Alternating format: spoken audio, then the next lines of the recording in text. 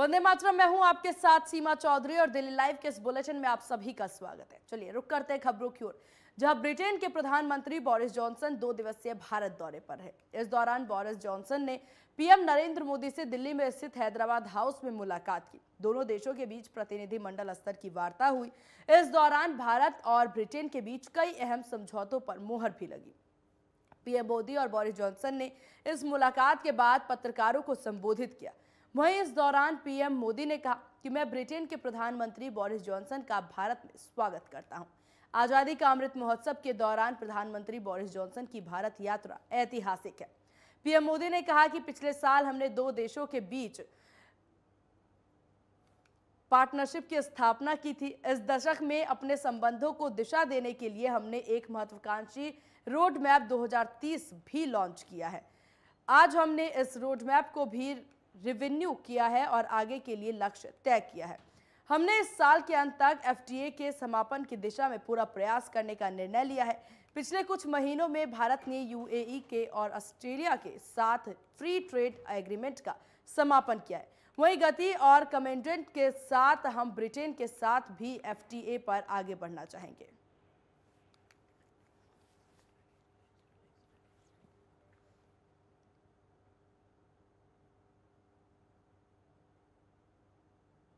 वहीं राजधानी दिल्ली में कोरोना के मामले तेजी से बढ़ रहे हैं। दिल्ली सरकार कोरोना वायरस के बढ़ते मामलों को लेकर के काफी गंभीर नजर आ रही है। इसी कड़ी में दिल्ली सरकार ने स्कूलों में कोविड-19 के प्रसार को रोकने के लिए मानक संचालन प्रक्रिया जारी की है। एसओपी के तहत स्कूल में क्वारंटाइन रूम उपलब्ध होगा। इसके अलावा शिक्षक प्रतिदिन छात्रों से उनके परिवारों के सदस्यों में कोविड से संबंधित लक्षणों के बारे में भी पूछेंगे।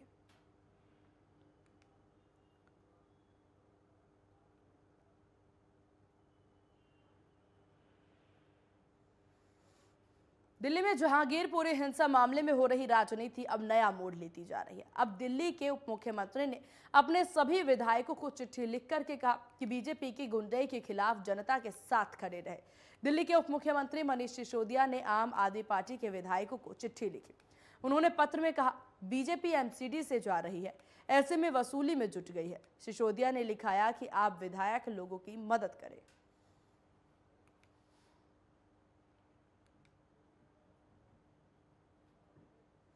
पूर्वी दिल्ली नगर निगम की मेयर श्याम सुंदर अग्रवाल ने डिप्टी सीएम मनीष सिसोदिया के आरोपों पर कहा कि पूर्वी दिल्ली नगर निगम में भ्रष्टाचार मुक्त माहौल में काम हो रहा है। इसके साथ ही उन्होंने चैलेंज किया कि अगर कोई भी निगम के अधिकारी या कर्मचारी को सीबीआई से भ्रष्टाचार के आरोप में पकड़ा गया तो उसे 1 लाख का इनाम के साथ ही उन्हें सम्मानित किया जाएगा। दरअसल डिप्टी सीएम मनीष सिसोदिया ने अपने विधायक के नाम लिखे एक पत्र में आरोप लगाया कि भारतीय जनता पार्टी के लोग अब दिल्ली में घरों और दुकानों पर जाकर आम लोगों को धमकी दे रहे हैं।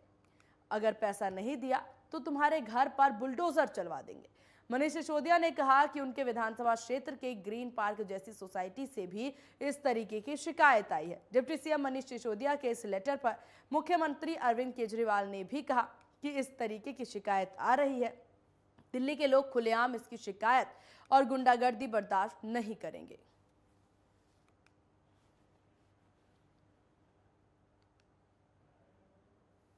अगर आपको भ्रष्टाचार देखना है तो रजिस्ट्रार ऑफिस में जाके देखिए, जहाँ पे बिना पैसे के बिना बिचौले की एक रजिस्ट्री नहीं होती। आपको भ्रष्टाचार देखना बीएससीएस में देखिए, जहाँ बिना रिश्वत दिए मीटर नहीं लगता। इनके जितने डिपार्टमेंट हैं सब रिश्वतखोरी से भरे पड़े हैं और मुझे गर्व है कि हमारा पूर्वी दिल्ली नगर निगम भ्रष्टाचार मुक्त वातावरण में काम कर रहा है। और मैं चैलेंज करता हूँ सिसोदिया जी को, उन्होंने ऐसा कहा है तो हमारे किसी भी अधिकारी को पकड़वाएं, जो भी व्यक्ति पकड़वाएगा, जो भी सीबीआई से पकड़वाएगा, हम 1 लाख का नगद इनाम देंगे और महापौर कार्यालय में उसका सम्मान किया जाएगा। इंडियन यूनियन मुस्लिम लीग के ईटी वाशिद और उनके साथ 3 और एमपी दिल्ली के जहांगीरपुरी के सी ब्लॉक पहुंचे, जहां पर उन्होंने क्षेत्र की जनता से मिलने का प्रयास किया, लेकिन पुलिस ने उन्हें आगे बढ़ने से मना कर दिया। उनका कहना है कि वो पीड़ितों से मिलने आए हैं, किसी भी तरह की राजनीति में फंसने नहीं आए हैं।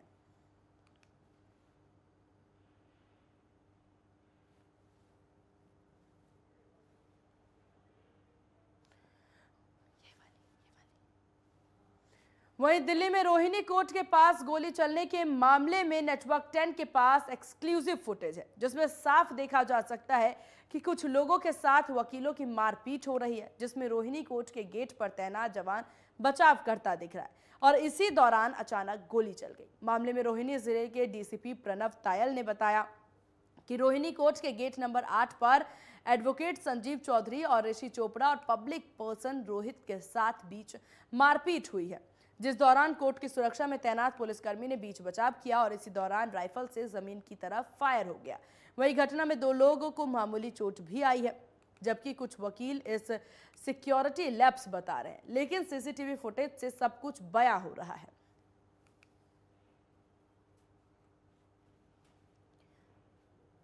तो ये सीधी तस्वीरें आप देख सकते हैं किस प्रकार से ये रोहिणी की तस्वीरें हैं, जहां आज गोली चली है रोहिणी कोर्ट में। एक बार फिर से ये गोली का मामला सामने आया, जहां हालांकि बताया जा रहा है कि पुलिसकर्मी द्वारा जो गोली चलाई गई है वो जमीन पर चलाई गई है। बीच बचाव करने के दौरान ये गोली चलाई गई है, जिसके बाद अब पुलिस इस मामले की तहत से जांच कर रही है।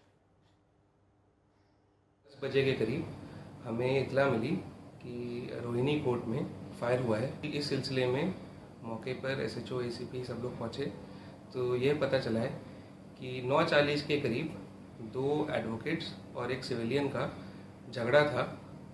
उस झगड़े के बीच में हमारा एक नागालैंड पुलिस का एक सिपाही जो गेट नंबर 8 में तैनात था, उसने इंटरवीन किया और उस इंटरवेंशन के दौरान उससे एक राउंड ज़मीन की तरफ फायर हो गया। उस प्रोसेस में जो राउंड फायर हुआ है उसमें जो कंक्रीट के प्रोजेक्टाइल्स जो ज़मीन से निकले वह 2 लोगों को, अभी तक जो हमें जानकारी मिली है उससे 2 लोगों को इंजरी हुई है, माइनर इंजरीज हैं और बाकी कार्रवाई अमल में लाई जा रही है। सिचुएशन नॉर्मल है, लॉ एंड ऑर्डर नॉर्मल है। इस वक्त मैं मौजूद हूँ राजधानी दिल्ली के रोहिणी कोर्ट के बाहर। मेरे पीछे आप देख सकते हैं रोहिणी कोर्ट का गेट नंबर 8 ये है।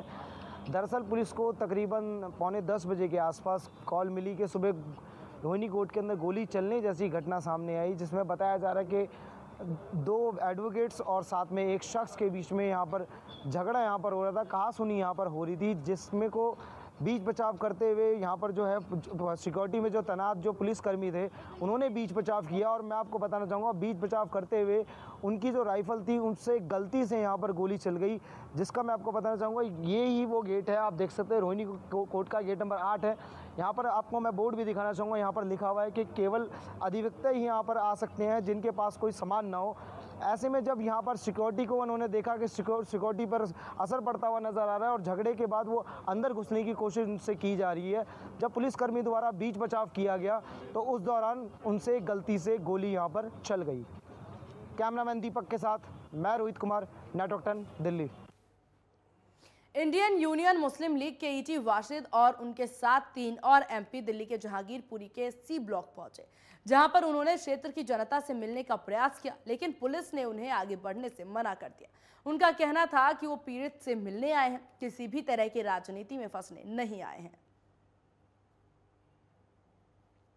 तो जहांगीरपुरी मामले के बाद हालांकि अब इनके द्वारा ये मिलने के लिए यहाँ पहुंचे थे, लेकिन सुरक्षा बलों द्वारा इन्हें रोक दिया गया, क्योंकि अभी इस मामले में किसी को भी आगे अंदर नहीं जाने दिया जा रहा है। सुरक्षा के इंतजामात की वजह से और उसके प्रोटोकॉल की वजह से यहाँ पर पहुंचे वासिद और उनके साथ 3 एमपी को यहाँ पर रोक दिया गया और साथ ही साथ अंदर जाने से साफ तौर पर मना कर दिया गया, जिसके बाद उन्होंने कहा कि मैं यहाँ बस पीड़ितों से मिलने आया हूँ, क्षेत्र की जनता से मिलने आया हूँ, किसी भी तरह की कोई राजनीति करने के लिए मैं यहाँ पर नहीं आया हूँ। फिलहाल जहांगीरपुरी में जो भी मामला हुआ वो उस पर पूरी जांच पड़ताल की जा रही है और इसके बाद कई एंगल भी सामने आ रहे हैं।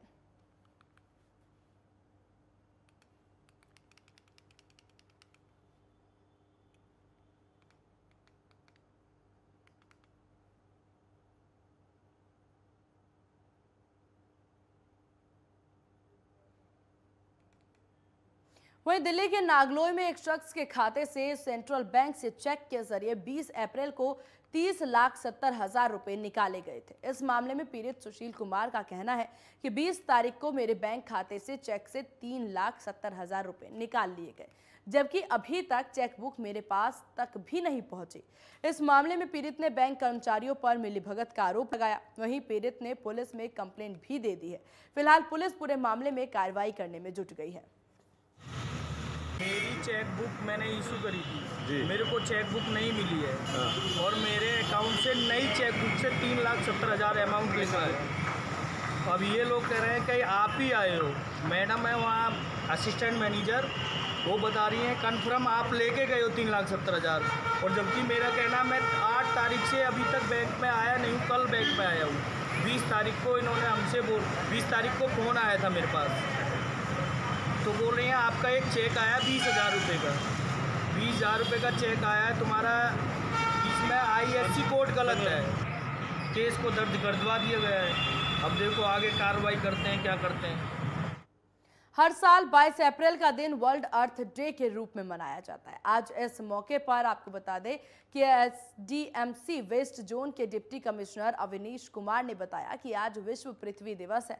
निगम की तरफ से पहले भी स्वच्छता और सिंगल यूज प्लास्टिक को लेकर के कार्यक्रम चलाए जाते रहे, लेकिन आज विश्व पृथ्वी दिवस पर कैसे हमें अपनी पृथ्वी को बचाना है, निगम की तरफ से विकल्प के तौर पर SDMC वेस्ट जोन की 5 मार्केट, जिनमें सुभाष नगर, राजौरी गार्डन, जनकपुरी, पंजाबी बाग, टैगोर गार्डन में विकल्प के तौर पर इस मुहिम की शुरुआत की गई, जिसमें कोई व्यक्ति मार्केट में सब्जी या सामान खरीदने जाता है, उसके पास बैग नहीं है तो वह विकल्प के तौर पर कपड़े से बना हुआ थैला खरीद सकता है। खास बात यह है कि कपड़े में SDMC का लोगो लगा हुआ है, उसकी कीमत 25 रुपये है। वहीं SDMC के साथ इस अभियान में वेस्ट डिस्ट्रिक्ट DM, SDM कार्यालय से DCD कर्मचारी भी शामिल हुए हैं। कि मैंने आज के अपने इसमें वक्तव्य में बोला कि जो आज इस अर्थ डे की जो थीम है वो सिंगल यूज प्लास्टिक फ्री करने का है, और सिंगल यूज प्लास्टिक के इतने सारे बेनिफिट्स हैं कि लोगों को बिहेवियर में चेंज लाना बहुत ही डिफ़िकल्ट है। तो उसका एक तरीका है कि मैसिव अवेयरनेस प्रोग्राम, हर लोगों की भागीदारी, हर तबके के लोग इसमें भागीदारी करें। तो हमारी कोशिश रहेगी कि पूरी जन भागीदारी आए अवेयरनेस के थ्रू। बहुत तरह के आज कार्यक्रम हमने ऑर्गेनाइज़ किए हैं, तो केवल ये आज का नहीं, आज महज एक शुरुआत है। आगे अभी लगातार ये चीज़ें चलेंगी। जब से हमारा पूरा दिल्ली सिंगल यूज प्लास्टिक, अभी हम लोग SDMC पे कार्य कर रहे हैं, तो SDM जैसे प्लास्टिक फ्री नहीं होता तक हमारा कार्यक्रम इंटेंसिव तरीके से चलता रहेगा। अभी मैं Anandita Bhattacharya, national urban livelihood mission की तरफ से city mission manager waste district की तरफ से आई हूँ, और हमारे साथ हमारे सेल्फ हेल्प ग्रुप्स आए हैं, अभिलाषा सेल्फ ग्रुप, अलंकार सेल्फ हेल्प ग्रुप। तो इनकी सेल्फ हेल्प ग्रुप्स जो है ये कपड़े की बैग्स और पेपर लिफाफे, ये सारी जो चीज़ें अभी अर्थ डे पे प्रोग्राम हो रहा है, तो ये सारी चीज़ें ये लोग सिल के देते हैं। तो हमारा मार्केट एसोसिएशन इन सबसे ये आवेदन रहेगा कि जो जिस तरह की अर्थ डे की प्रोग्राम्स हो रहे हैं और जहाँ पे भी आप लोग ये प्रोग्राम हो रहा है, आप सब लोग कपड़े की थैले, पेपर लिफाफे, बैग्स, ये सब के लिए हम लोगों से संपर्क करें। मैं आदित्य संगोत्रा हूँ, मैं SDM probationer Delhi west DM office से आया हूँ यहाँ पे।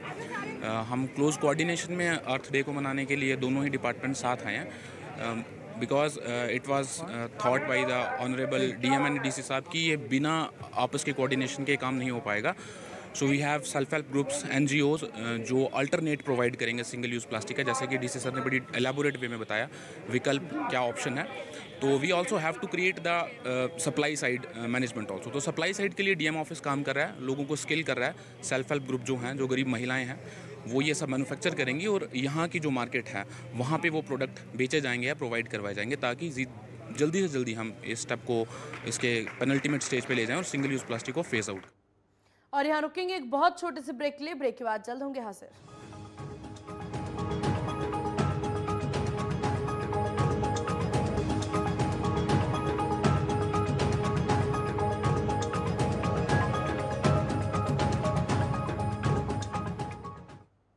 ब्रेक के बाद एक बार फिर स्वागत है आप सभी का, और चलिए रुक करते हैं खबरों की ओर, जहां उत्तरी दिल्ली के पूर्व महापौर जयप्रकाश ने आज पृथ्वी दिवस के अवसर पर दैनिक जीवन में प्लास्टिक के उपयोग को हतोत्साहित करने के लिए सदर बाजार के मार्केट एसोसिएशन के साथ जागरूकता अभियान चलाया।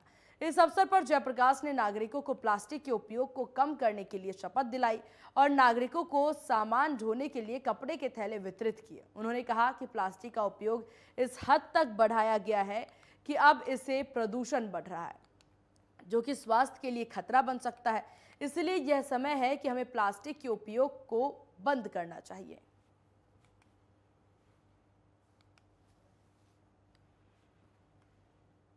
दिल्ली की उत्तरी दिल्ली नगर निगम, जो कि अब तीनों नगर निगम एक हो गए, उसका एक हिस्सा है। उसके अंतर्गत वार्ड नंबर 80 में सिंगल यूज प्लास्टिक के खिलाफ एक जन जागरण अभियान के तहत हमने कार्यक्रम किया है, जिसमें सिंगल यूज प्लास्टिक को रिड्यूस कैसे कर सकते हैं, उसको रीयूज कैसे कर सकते हैं, उसको रिसाइकिल कैसे कर सकते हैं और उसके माध्यम से हम रेवेन्यू कैसे प्राप्त कर सकते हैं, ऐसा हमने पूरी मार्केट के अंदर आज लोगों को बताया है। वर्ल्ड अर्थ डे यानी पृथ्वी दिवस को 22 अप्रैल को मनाया जाता है। इस दिन का उद्देश्य प्रदूषण, वनों की कटाई और ग्लोबल वार्मिंग सहित मुद्दों के बारे में जागरूकता फैलाना है। वर्ल्ड अर्थ डे पर हर साल एक नई थीम रखी जाती है। इस साल 2022 की थीम है इन्वेस्ट इन आवर अर्थ। इस साल की थीम यानी हमारी पृथ्वी में निवेश करें। बात करें बीते साल की तो साल 2021 में थीम थी रिस्टोर आवर अर्थ। इसी कड़ी में उत्तर पूर्वी दिल्ली के जिलाधिकारी कार्यालय में वर्ल्ड अर्थ डे 2022 बनाया गया। हेडक्वार्टर एसडीएम विक्रम बिस्ट और करवाल नगर एसडीएम ने वृक्षारोपण करके कार्यक्रम की शुरुआत की। साथ ही लोगों को प्लास्टिक को छोड़ पौधे और जल को बचाने को लेकर के जागरूकता फैलाने पर भी जोर दिया गया। वहीं एसडीएम विक्रम बिस्ट ने बताया कि सरकार ने कड़े कदम उठाते हुए जुलाई तक प्लास्टिक पर बैन लगाने को कहा है। सांसें हो रही हैं कम, आओ पेड़ लगाएं हम, इस स्लोगन के साथ आज उत्तर पूर्वी दिल्ली के जिला अधिकारी कार्यालय में इंटरनेशनल अर्थ डे बनाया गया। हमारे साथ एसडीएम विक्रम बिस्ट हमारे साथ मौजूद है। इनसे बात करेंगे और जानेंगे कि कार्यक्रम की क्या रूपरेखा रही। सर, आज पूरे विश्व में इंटरनेशनल अर्थ डे बनाया जा रहा है, तो आज भी यहाँ जिलाधिकारी कार्यालय में भी बनाया गया। किस तरीके से इस कार्यक्रम को बनाया? आज राष्ट्रीय पृथ्वी दिवस है और इस अवसर पर डीएम नॉर्थ ईस्ट में इस कार्यक्रम का आयोजन किया गया, जिसमें सबसे पहले हमने पौधारोपण कार्यक्रम का से आरंभ किया। उसके उपरांत हमने एक सेमिनार का आयोजन किया अंतर्राष्ट्रीय पृथ्वी दिवस पर, जिसमें विशिष्ट अतिथि बुलाए गए थे इस अवसर पर बोलने के लिए, जिन्होंने इस विषय पर अपने सारे विचार जो है यहाँ प्रस्तुत किए, ताकि लोगों को इस बारे में पता लग सके कि किस तरह से वो पर्यावरण को सुरक्षित रख सकते हैं और हमारी जो पृथ्वी है उसको जो आगे आने वाले जितने भी जिस भी तरह के डिज़ास्टर हैं उनसे बचा सकते हैं। जरा सी थोड़ी सी अगर आप कहेंगे हर आदमी अगर थोड़ी सी अपने ऊपर जिम्मेवारी ये ले ले कि घर से वो थैला लेके ही निकले, तो मुझे लगता है कि ये प्लास्टिक की थैली वाली समस्या तो दूर हो सकती है। तो इसलिए ज़िले के जितने भी हमारे ज़िले के निवासी हैं उन सभी से मेरी ये प्रार्थना है कि वो सभी कपड़े का थैला लेकर ही सामान लेने के लिए घर से निकलें और उसमें ही सामान लें। उसके अलावा भी जितनी भी वस्तुएं वो इस्तेमाल करते हैं वो प्रकृति से जुड़ी हुई हों, ये कोशिश करें, ताकि प्रकृति को जो है आगे, जैसा कि आप देख भी रहे हैं कि जिस तरह से पॉल्यूशन दिल्ली में बढ़ता जा रहा है आए दिन। जहांगीरपुरी इलाके में 16 तारीख की शाम से ही जो हिंसा भड़की थी, उसके बाद से माहौल पूरी तरीके से तनाव में था। लेकिन अब तनावपूर्ण माहौल को सामान्य करने के लिए एक बड़ी पहल की गई है। अमन कमेटी हिंदू मुस्लिम के दोनों समुदाय और दिल्ली पुलिस की मौजूदगी में एक बैठक हुई, जिसमें सभी ने अपने मन की बात रखी और भाईचारे का संदेश देते हुए दोनों समुदाय के लोग एक दूसरे को गले लगाया। और यह फैसला लिया गया कि अब अगर कोई भी राजनीतिक पार्टी से कोई व्यक्ति मिलने के लिए आता है तो उसे गुलाब का फूल देकर के वापस कर दिया जाएगा और यह संदेश दिया जाएगा कि यह जहांगीरपुरी इलाके में रहने वालों का आपसी मामला है, जिसे वे आपस में ही सुलझा लेंगे। साथ ही साथ भाईचारे का संदेश देते हुए रविवार को एक तिरंगा यात्रा निकालने का भी निर्णय लिया गया, जिसमें दोनों समुदाय के लोग एक साथ हाथों में तिरंगा लेकर के इस तिरंगा यात्रा में शामिल होंगे।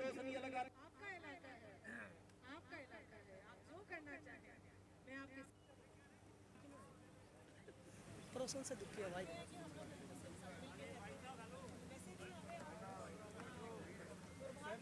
एक डर का माहौल जो था, जो एक वहम था, बहुत हद तक। कल मैं जहांगीरपुरी के सी ब्लॉक में, सी ब्लॉक में, डी ब्लॉक में, सभी में मैं गई थी, लोगों से बातचीत करी। अंदर जाके लगा जीवन एकदम नॉर्मल है, प्यार मोहब्बत बरकरार है, तो वही बरकरार रहे सभी एरियाज में। यही मेरी उम्मीद है। जो पीसफुल कोएग्जिस्टेंस है, जो हमेशा से बनी रही है, वो बनी रही है। वहीं भारतीय सेना ने नौशहरा के गांव गगरोट में इफ्तार द्वारा आयोजित कौमी एकता बैठक का आयोजन किया। नौशहरा क्षेत्र में शांति और सांप्रदायिक सद्भाव को बढ़ावा देने के लिए कलाल राष्ट्रीय राइफल्स ने गरगरोट में एक कौमी एकता बैठक का आयोजन किया। बैठक का मुख्य उद्देश्य धर्म के बीच एकजुटता को बढ़ाना था। सभी धर्मों के लोगों के साथ क्षेत्र के विकास और सांप्रदायिक सद्भाव के बारे में चर्चा की गई। बैठक में वहीं आपको बता दें कि बैठक में सुखदेव सिंह साम्याल, एडीसी नौशहरा समेत पुलिस अधिकारी, समुदाय के नेता और ग्राम अधिकारी उपस्थित रहे। बैठक में भारी संख्या में स्थानीय नागरिकों ने भी भाग लिया और उसके बाद इफ्तार का आयोजन किया गया, जो क्षेत्र के स्थानीय आबादी के लिए आयोजित किया गया था। बैठक में उपस्थित लोगों ने समाज के उत्थान, विकास और शांति और सद्भाव लाने के लिए भारतीय सेना द्वारा किए जा रहे प्रयासों की सराहना की।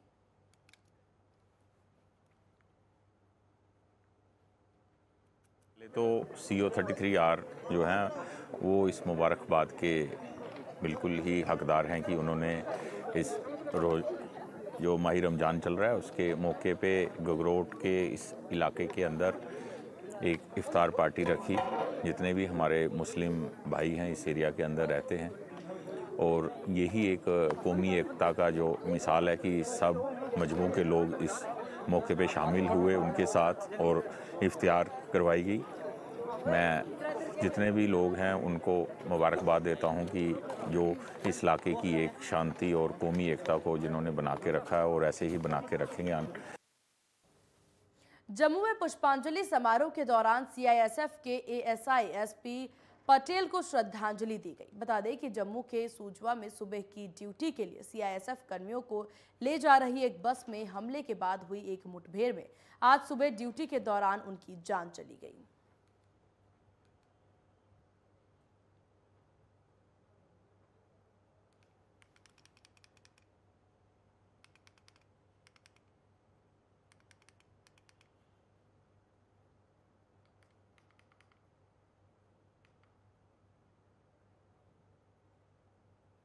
जम्मू कश्मीर में आतंकी गतिविधियों में तेज होती दिख रही है। एक तरफ जहां जम्मू में CISF की एक बस पर हमला किया गया, तो वहीं दूसरी तरफ बारामूला और सूजवा में हुए एनकाउंटर भी।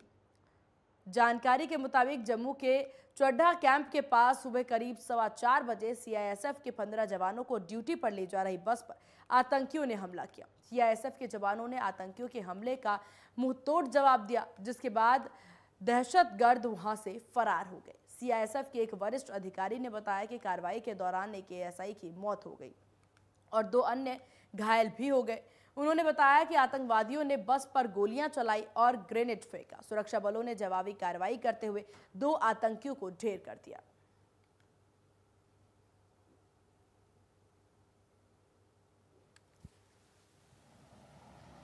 आप लोगों ने देखा है कि पिछली रात से यहाँ पर पुलिस और बाकी फोर्सेस मिलकर के एक ऑपरेशन कर रही थी, जो ऑपरेशन कुछ अर्सा पहले कल्मिनेट हो चुका है, मुकम्मल हो चुका है। रिपोर्ट्स के मुताबिक 2 दहशतगर्द फदाई दस्ते का हिस्सा थे, सुसाइड स्क्वाड का हिस्सा थे जैश ए मोहम्मद के, जो पाकिस्तान की तरफ से लॉन्च किए गए और इनको जहाँ पर टास्क दिया गया कि इन्होंने किसी सिक्योरिटी फोर्स के कैंप को, जहाँ सिक्योरिटी की किसी हैवी डिप्लॉयमेंट को एंगेज करना है और बहुत बड़ी तादाद में कैजुअलिटीज करनी है, लॉस करना है। ये इत्तला जम्मू कश्मीर पुलिस को अपनी एजेंसीज के साथ मिलकर के रात को मिली, जिसकी बुनियाद पर जो ऑपरेशन लॉन्च किया गया, जिसमें CISF, CRPF और आर्मी की टुकड़ियां भी पुलिस के साथ थी। रात भर ये ऑपरेशन चलता रहा। रात को इन्होंने कोशिश की कि ये पुलिस का फोर्सेस का घेरा तोड़ करके बाहर निकल जाएं। और इन्हीं खबरों के साथ इस बुलेटिन में बस इतना ही। मुझे दीजिए इजाजत, बने रहिए नेटवर्क 10 के साथ। जय हिंद।